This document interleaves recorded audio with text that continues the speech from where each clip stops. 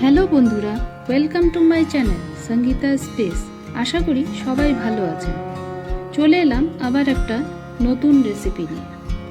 আজকে তৈরি করব চাপিলা মাছের চচ্চড়ি। রেসিপিটার জন্য আলু, বেগুন, টমেটো পাতলা পাতলা করে কেটে নিয়েছি। মাছগুলোকে কেটে ধুয়ে পরিষ্কার করে নিয়েছি। অল্প হলুদ গুঁড়ো ও নুন দিয়ে মাছগুলোকে ম্যারিনেট করে নিচ্ছি।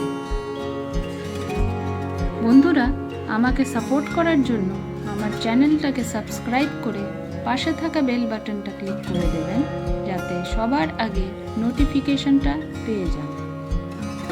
সম্পূর্ণ ভিডিওটা দেখার অনুরোধ রইল। চলুন এবার রেসিপিটা দেখে নেওয়া যাক। কড়াইতে প্রয়োজন মতো সর্ষের তেল দিয়ে দিয়েছি।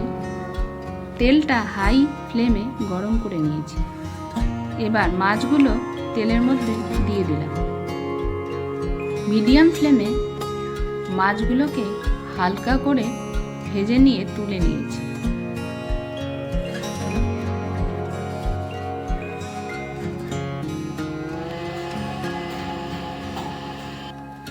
আর অল্প সর্ষের তেল যোগ করে দিয়েছি।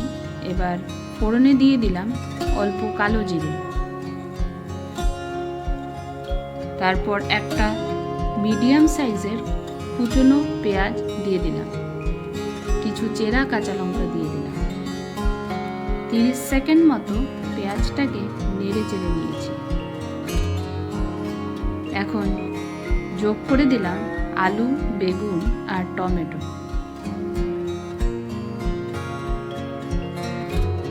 তরকারিটাকে 1 মিনিট মতো মিডিয়াম ফ্লেমে ভেজে নিয়েছি।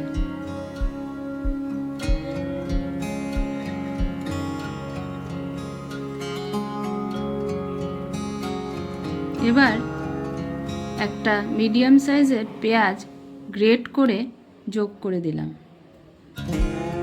পেঁয়াজটাকে তরকারির সাথে কালার চেঞ্জ হয়ে যাওয়া পর্যন্ত ভেজে নিয়েছি।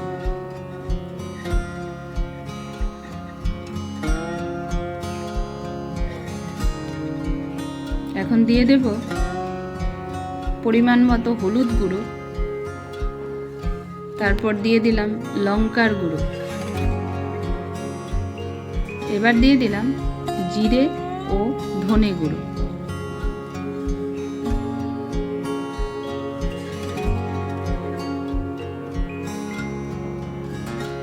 তরকারিটাকে মশলার সাথে আরও 2 মিনিট মতো লো ফ্লেমে ভেজে নিয়েছি।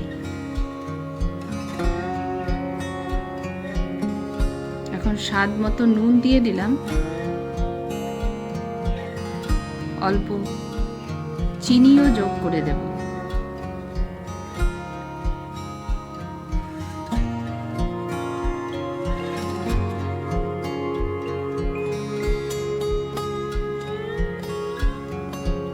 ভালো মতো নেড়ে চেড়ে আরও 3 থেকে 4 মিনিট লো ফ্লেমে ভেজে নিয়েছি। তারপর পরিমাণ মতো জল দিয়ে দিলাম। এবার মাছগুলোকে দিয়ে দিলাম।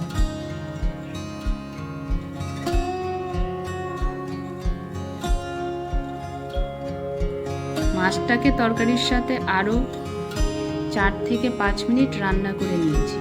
তারপর নামানোর আগে ধনে পাতা ছড়িয়ে দিয়েছি। তৈরি হয়ে গেল আমার চাপিলা মাছের চচ্চড়ি। খেতে খুবই অসাধারণ লাগে। অনুরোধ রইল রেসিপিটা একবার ট্রাই করে দেখবেন। কেমন লাগলো কমেন্টে জানাবেন।